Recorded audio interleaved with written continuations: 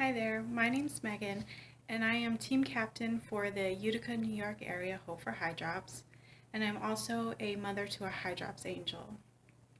So, Owen was my second child, first boy, and everything about the pregnancy was pretty much the same as my first, up until about 27 weeks. That's when my stomach started to swell pretty rapidly, and we all chalked it up to it being my second child, and you usually get much bigger than your first. But it wasn't until I started getting a lot of rib pain and back pain that I finally contacted my midwife for solutions because I was a little concerned. And of course, the midwife said exactly, what I thought she was going to say, just that it was normal pregnancy symptoms and there was really nothing she could do about it, just to stay comfortable as possible.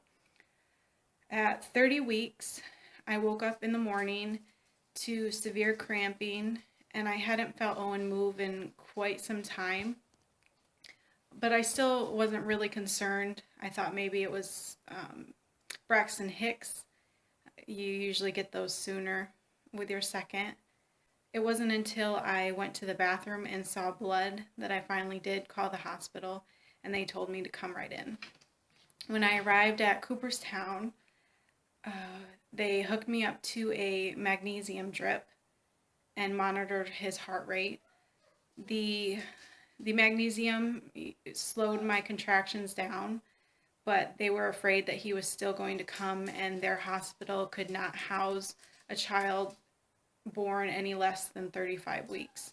So by ambulance, I was taken to Albany Medical Center. The ride was very rough, which started labor all over again. And when I got to the center, they did an ultrasound to try to see where he was positioned and what was going on. And that's when they discovered that fluid had been building up in his lung cavity. They didn't know why, but that was the first time that hydrops was ever mentioned to me. I had ever heard the word hydrops. And we should have been more scared than we were, but our thinking was babies were born at, less gestational age than 30 weeks and have been perfectly fine. So we thought he would be too. So they gave us some options of some drugs that might stop the labor a little bit more, but there was a lot of negative effects that could have happened, and so we chose just to move forward. Owen was born at 8:43 in the morning on Thanksgiving. He was immediately rushed to the NICU, where they placed a breathing tube and 2 drainage tubes on either side of his lungs. They had also discovered that fluid was building up around his head, underneath his skin. But that wasn't the main concern. They really wanted to get the fluid out from around his lungs.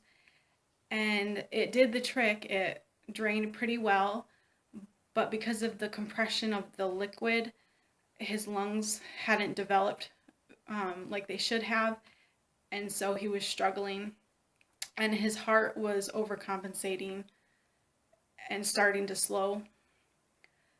We had him for almost 14 hours, and it was a hard decision, but my husband and I finally at 10:41 that night decided to take him off the ventilators because they said with his lungs being so small, he wasn't getting as much oxygen as he needed, and they were giving him the max amount.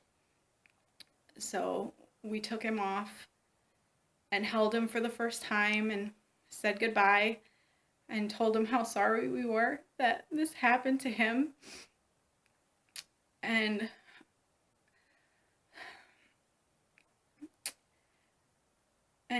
he passed pretty quickly after that. And it's been a rough road ever since. And hydrops usually does not have, most of the time it comes out that it was just a fluke. So far, all we know is that he had an extra Y chromosome. They call it XYY syndrome. And pretty much It affects 1 in 1,000 boys born every year. And usually that most men don't even know that they have it. It just causes them to be a little bit slower with learning. We're still waiting on the autopsy, but we don't feel like anything else is going to come out of it. And that's usually the case. Most doctors end up telling parents of Hydrops children that it was just an accident and there's no really rhyme or reason for it. And that's really not the answer you want to hear when you're a parent, but it's what we get. And I hope something good comes out of such a tragic story, and that, you know, maybe one day there'll be better research and more options for these children so that they have a better likelihood of surviving. I also hope that this gives somebody comfort out there that might be going through the same thing and doesn't feel like anybody understands, but we do, and we're here for you, and I hope it brings you comfort knowing that. Please support Hope for Hydrops.